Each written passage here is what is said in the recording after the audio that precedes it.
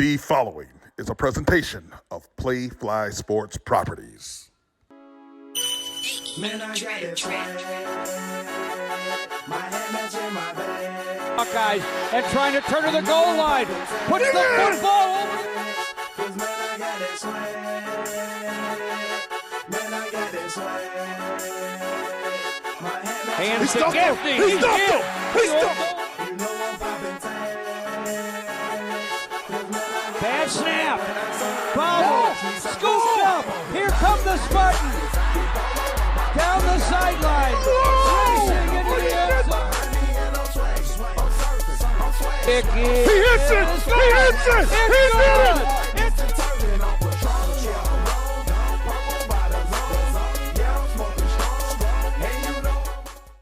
This is Sparta! We're not good enough on either side of the ball to not play complementary football. We're not good enough to leave it up to one side of the ball or the other.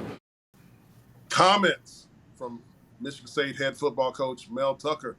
Not very good right now. This is Sparta. I'm your host, Jason Strayhorn, along with my co-host, Otis Wiley and Jehuu Caulcrick. How you guys doing today? We're licking our wounds, just like every other Spartan in the state. Licking wounds? Short and sweet with that response. It's just a somber mood. It's gloomy out here, man. It's one of those, you get beat like that. There's a difference between getting beat and then getting beat when you're competing hard, right? And I think that's the what's really tough for us as we kind of digest this loss is we know we didn't give our best effort. It wasn't the quality of Spartan football, and so the wound is deeper when you don't give your best effort. And so, to your point, Jehuu says the whole state, I think Spartan Nation, is bruised and battered right now. So, it's how do we respond? And I think that's what we're looking at right now. Respond is the key. After a 34-7 beatdown in the woodshed at home, ending the win streak for the Spartans. Now Spartans sitting at 2-2 overall, 0-1 in Big Ten play. And for the Big Ten opener, guys, it was another day, another quarterback who seemed to get off. Tanner Morgan. The guy just had a stellar performance, right? Yeah, he had a heck of a day. He came in there. They had their run game going. They had their passing game going. He could do whatever that he wanted to do in the backfield. Their offensive coordinator could call anything that he wanted to call. It was that type of game. They were not one-dimensional in any way, shape, or form. We knew going into the game that Minnesota likes to run the football, but with the way that Tanner Morgan showed on Saturday and probably watched film of how we played against Washington, they decided, hey, we're going to throw the ball some, and they did that. Yeah. Tanner Morgan. Yeah. 23 of 26, man, right? 23 of 26. Stats do not lie. You got 10 out of 12 third down attempts. Like, with third down, we got to get off the field, and you complete 10 out of 12. Like, there's no rhyme or reason, there's no algorithm to be able to say we're successful. So I want you to break this down, Otis, because Jason and I were both offensive players. So the defense is out on the field for these long, methodical drives. It wasn't Minnesota did not have any big splash, quick hitter plays for touchdowns. It was long, methodical drives, and is that 10 out of 12, like you said, on that conversion. How does that make a defense feel? Oh, I mean, it's almost like you work all the way up to that third down, and the momentum should carry you into getting that stop, right? So then we can get into punt, return formation, get off of the field, rest. Now, when we did get that 3 and out of those 2 times, the offense didn't convert. It was 3 and out. So that's even a bigger whammo for you where you like, man, I just got a drink of water. Now I got to go run back out here and try to focus on getting a stop. And so I just think in tandem, both sides of the ball weren't, to your point, Coach Tucker says complementary football is that when the front defensive linemen are getting a rush, then the secondary or midline linebackers aren't covering. And then if we cover, then we're not getting a rush. It just wasn't connecting. And so I think it's that to that point is that sense of urgency is like we got to go and go. I don't know if you didn't. I mean, we all saw and witnessed this. There was no hunger out there. Like there was no one guy we talk about saying, "I'm going to make the play. I'm not going to wait on the other 10. I'm going to make the play." You just didn't see that on Saturday. I just think it goes back to the beginning of the season right now. This is where we are now. We talked about it in the very first podcast that we had. This is going to be the make or break year for Michigan State because the bright lights were going to be shining on East Lansing. All right? All our games, we have not had a noon game because you want your star teams play in prime time. All that. I think we might have been reading the press clippings a little too much. I think it's trying to be a little too cool for school a little bit. Coming out of Spartan Stadium, thinking you could just roll your helmet out there and be able to compete. This is Big Ten football now. You have to be able to come out. You have to have that fire. You have to feed off the crowd. The crowd was trying to get into it. It was a sold-out woodshed. It was sold out. They were trying to get into it, but we did not give them much to get into it for. Yeah, speaking of that, it was pretty abysmal for the offense, and the defense really didn't get much going on the other side of the ball either, Otis. When you look at how comfortable Tanner Morgan was in the pocket, completing 23 of 26 of his passes, 268 yards, 3 touchdowns. It was just not a lot of pass rush with no Jacob Slade, was it? Oh, yeah, and then you see how playmakers and the influencers are very well missed. X is obviously battling, trying to get back. You don't want to get him back too soon, where then he's re-injuring that injury. But you could tell like the leadership standpoint of the defense, but also even offensively, you just didn't see that. And so, I want to put a disclaimer out there, like we don't prepare. I mean, we all played the game. We don't prepare to lose the game, right? Like no one. So Spartan Nation, like.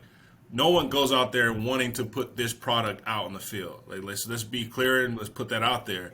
But I think there's a difference between let's at least show that effort that we're trying. We're not just going to let them come into our home from Minnesota and just whip us into shape. I mean, everyone dresses and ties their shoes the same way, getting prepared for that game. And so, yeah, we missed our key playmakers, man. You can tell it. And then, it doesn't look too good when we got a rack of top power opponents for the rest of the season coming in. So this weekend is going to be shaky, man. It's shaky with another team that's good offensively. And our defense just has not found the answers, and we're looking for that answer right now. All right, now let's get into the MSU Game Day Stat Breakdown presented by IHOP. The 2x2x2 breakfast combo equals one delicious meal. Enjoy 2 pancakes, 2 eggs your way, and 2 pieces of bacon only for $5 at IHOP. Hurry in and enjoy this deal for a limited time. Dine in only. Price and participation may vary. Restrictions do apply. So, guys, when you look at the way that this game unfolded, Minnesota comes in with an astounding 508 yards total offense, 240 of those on the ground, Jehuu. Yeah, Minnesota. We knew Minnesota was going to try to run the football. That's their MO. That's their DNA. They want to run the football and hopefully suck the defense up in the box and then go for something over the top.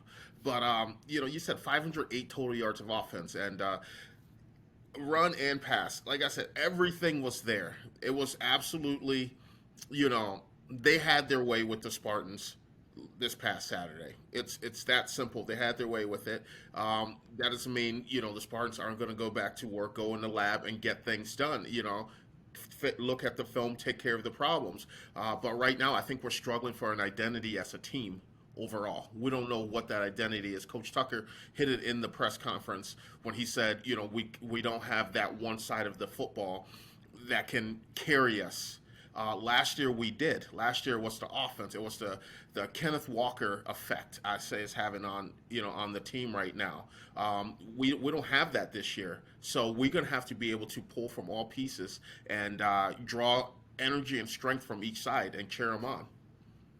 And with you, Otis, looking at how a guy like Mohammed Ibrahim,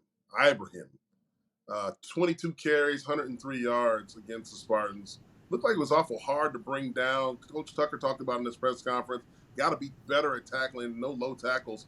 What do you say about that defensively?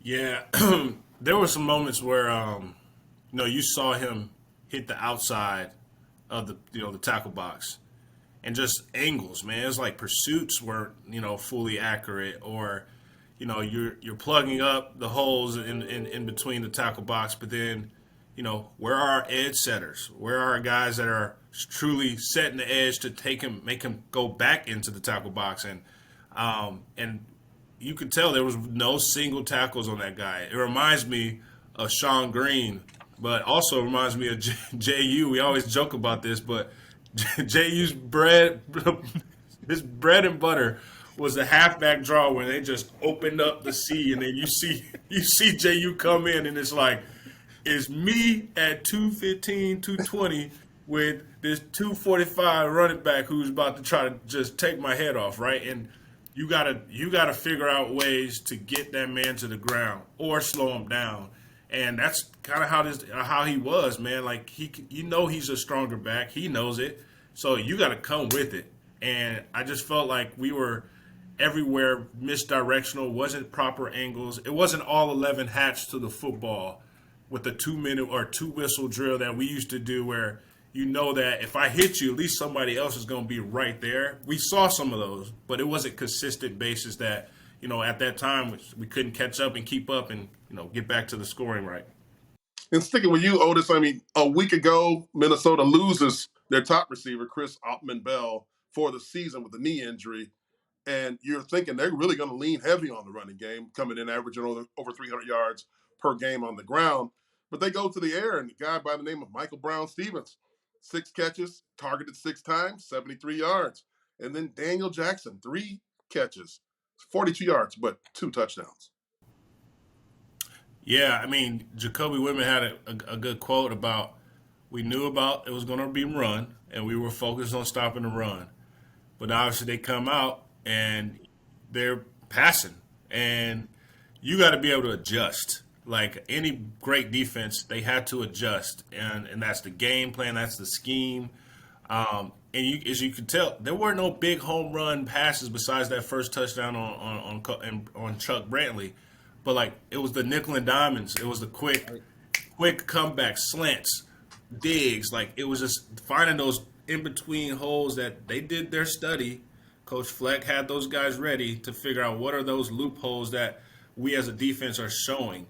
And it was, I think I said that night in post game, is that linebackers, when they get their depths on pass drops, it's tough when you got both sides of both offense and passing going. So it's almost like double dutch. When I talked about you're running back, you're like, yo, is it play action? Is it run? Or oh no, it's pass. Or you just in between, and you can't second guess. And that's when you got a veteran quarterback who takes advantage of that. Where I know that he's going to probably bite on this run, this play action, or this quick, fake draw. Boom, right there. And so you can tell, like, it was just kind of a guessing game. There was no clear, concise movements directionally to make these plays. And there was some where we talked about this on the sideline that the guys were close there. It just wasn't going our way, man. You couldn't bat the ball down. You couldn't even get a hand on it. So, yeah, it was all confusion, but hopefully we get buttoned up. Yeah, hesitation in traffic causes accidents, and it looked like exactly what happened on Saturday. A lot of accidents out there with the hesitation. When you go on the offensive side of the ball, Jay, you look at what Peyton Thorne's performance was. Peyton had 17 for 24, not so bad, but no touchdowns and 2 interceptions, not including the fumble, the costly fumble going in on the 6-yard line, turning it over, causing a flipping points, right? Yeah, definitely. I think like I mentioned earlier, it's the Kenneth Walker effect.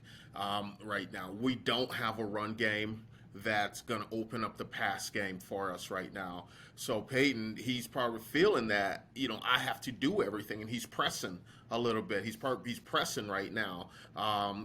And that's what he's overthrown some of his receivers. He's trying to, that fumble, trying to get that extra yard. Usually, when you have a run game, a quarterback's not going to go and take that hit. Might go out of bounds, might slide a little bit, and live to play another down. But I think he's really pressing right now offensively, feeling, I'm the captain of this team. I'm the leader. I have to take this and put it all upon myself.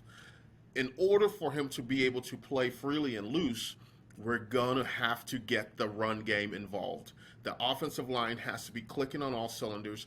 The running backs, they have to be able to put a foot in the ground and run north and south. They have to pound, pound, pound until something breaks loose a little. Then you can do your shiftiness. And I said it in the post-game show, I don't know who Elijah Collins needs to talk to. He needs to go talk to Coach Tucker. He needs to go talk to Coach Johnson, his running backs coach, to see what do I have to do to get on the field more. Because I truly feel he's the X factor in that backfield.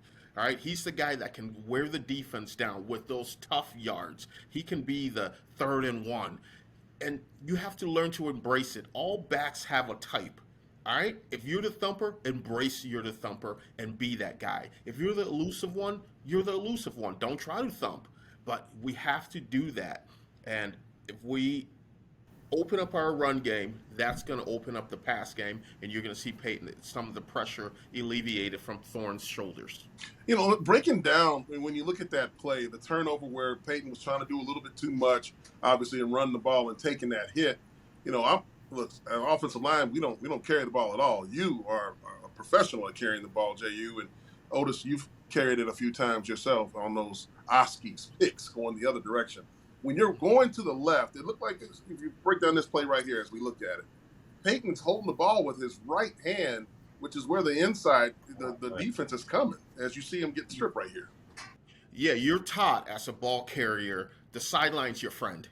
The sideline's always your friend. You always have that ball in the arm that's closest to the sidelines for 2 reasons. One, if it is a fumble, percentage of the time it's going to go out of bounds. Or if they recover, the defender will be probably on the out of bounds line and it's going to be a dead ball.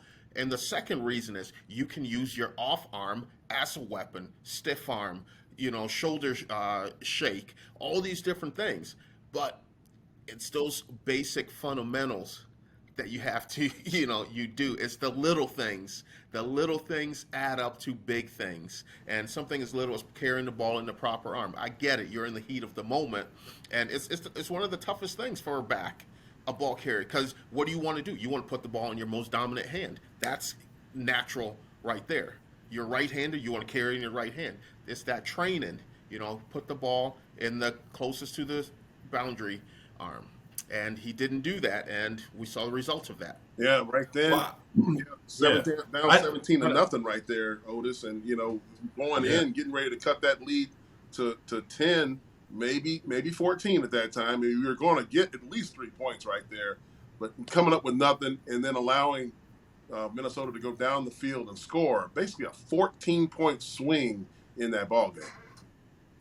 Yeah, and to Peyton Thorne's credit, man, like to your point, you're in the heat of the moment, you're frustrated that you're not having points on the board. So you're doing all that you can to put a team on your shoulders and try to get close to that goal line. And it's just frustrating because it's like, how you're playing a competitor, you're doing all that you can, but you're just not keeping up.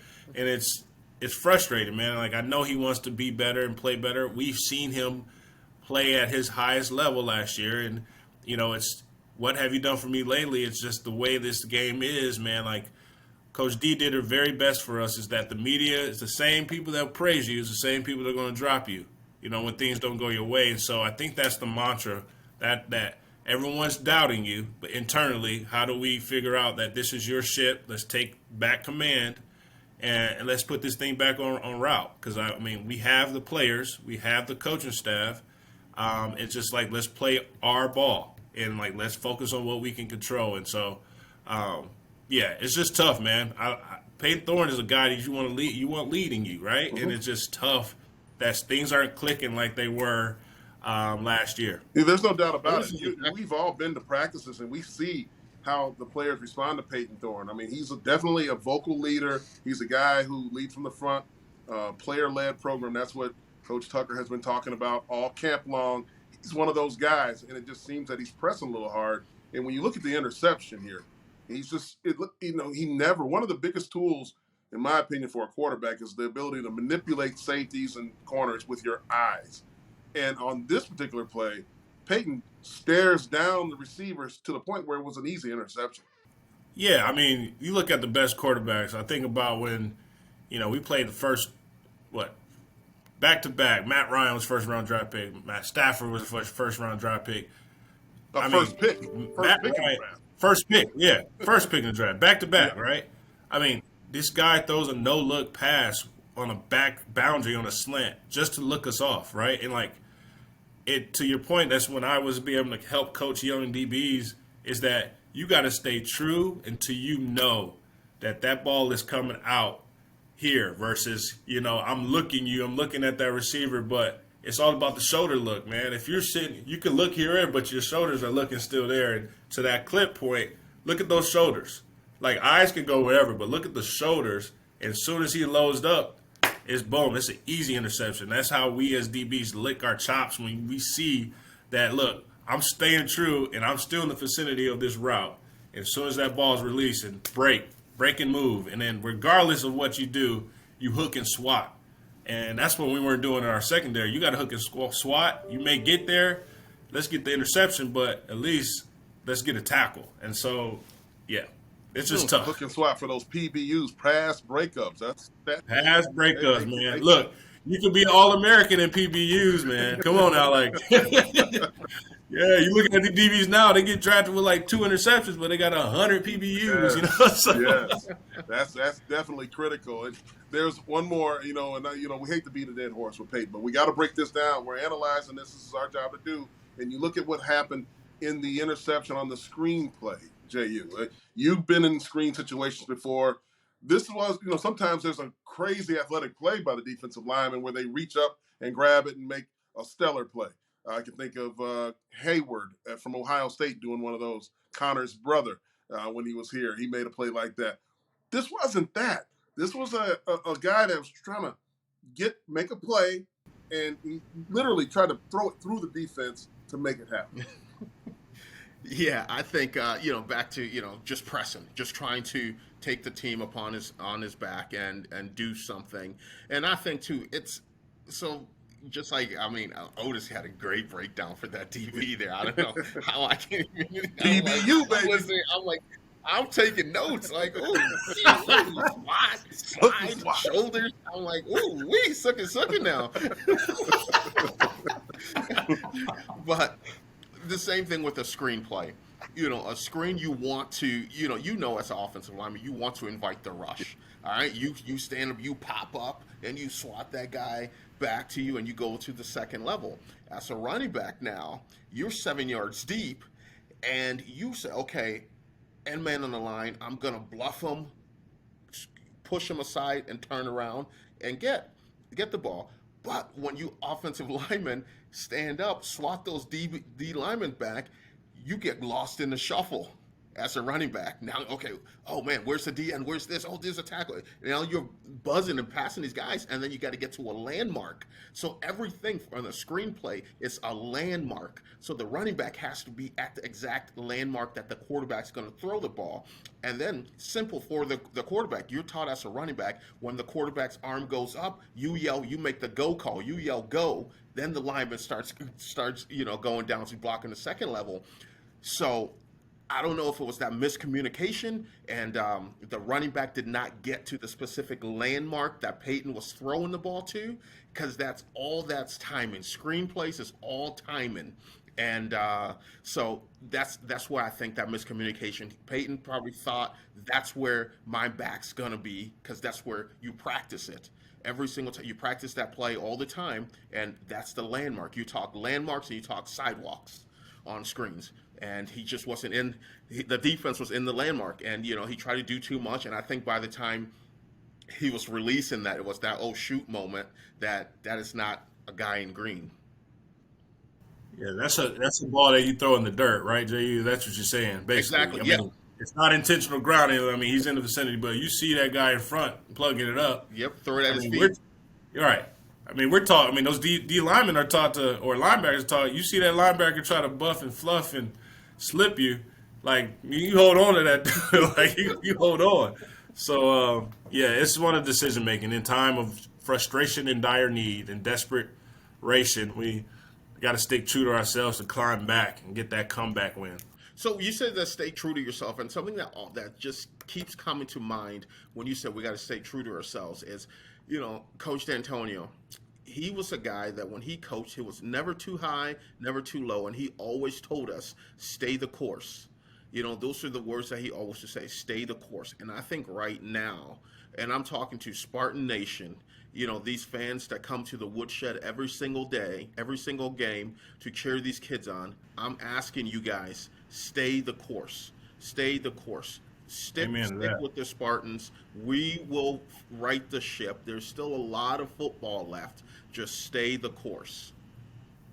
Hey, great words, Jehuu. Absolutely.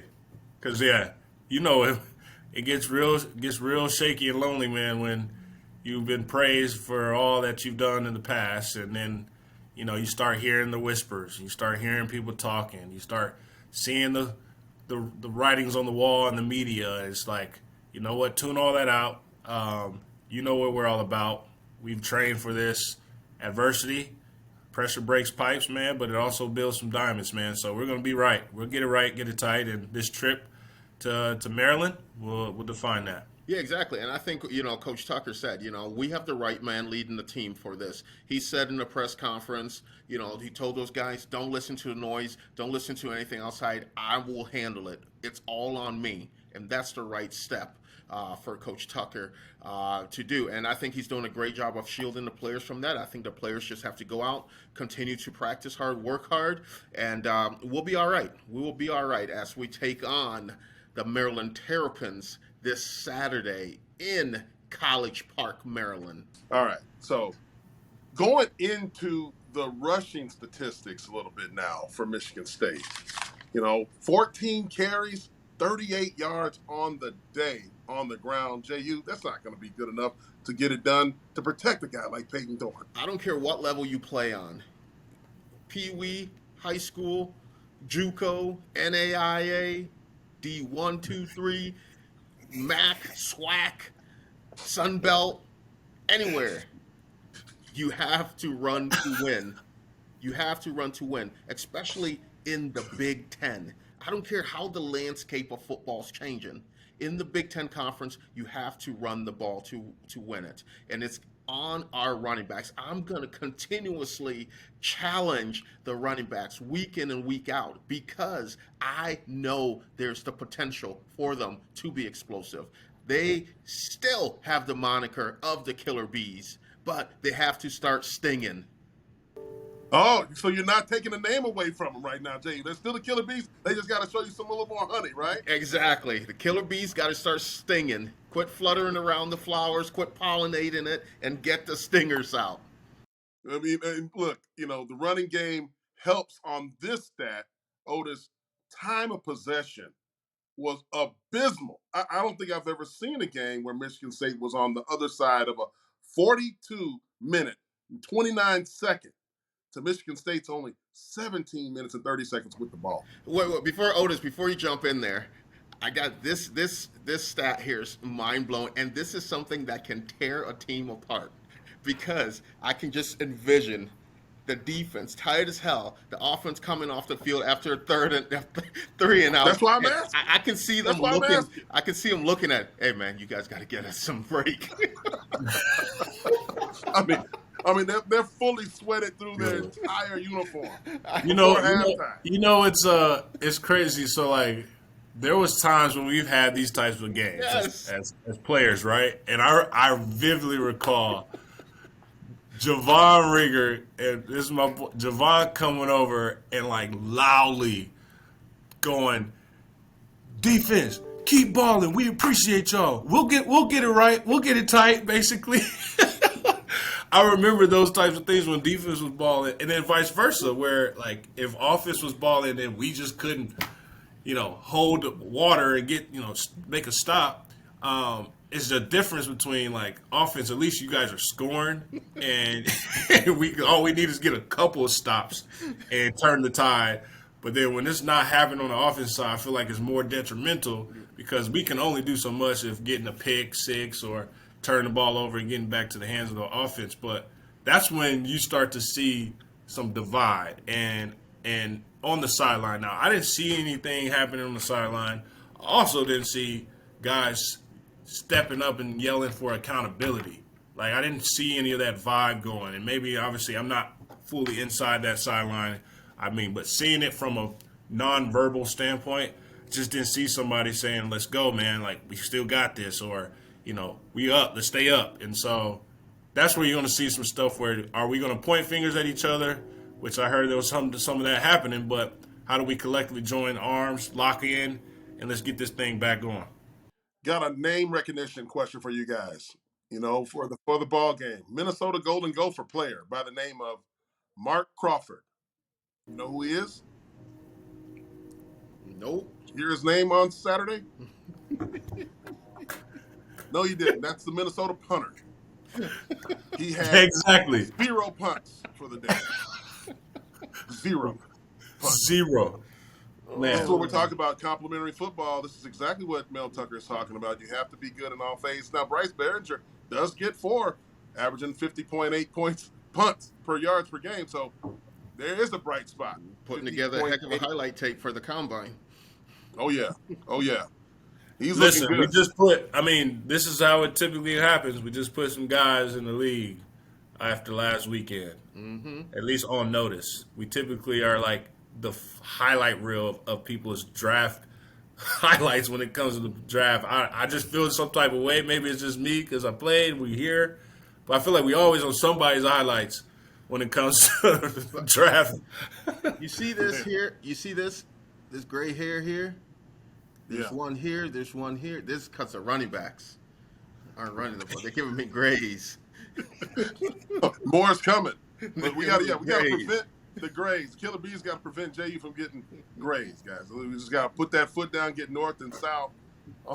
When you look at the defensive side of the ball, there's a safety. Kendall Brooks, 18 tackles. Otis, 8 of them solo. How about that? Performance. How about He's that? a logger, by the way, guys. How about that? Kind of a That's real great. cowboy. Yeah, that's great. That is great. But that's a problem when you got your safety making 18 tackles.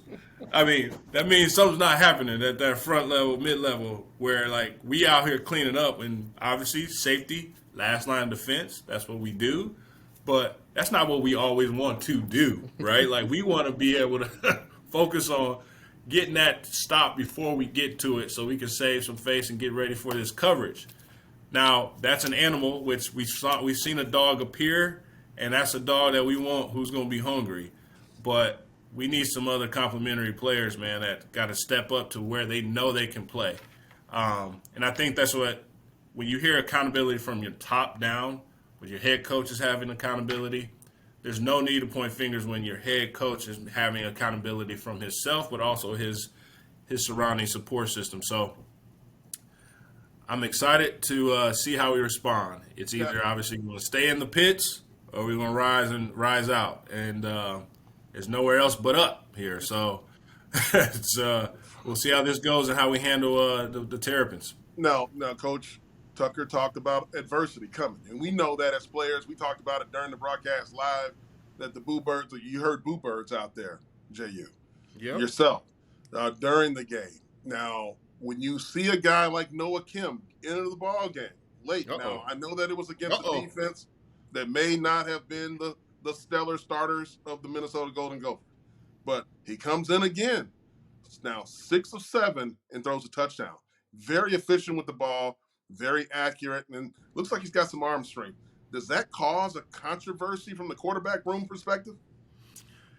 I think from the outside there's a quarterback controversy. I think from the inside there is not.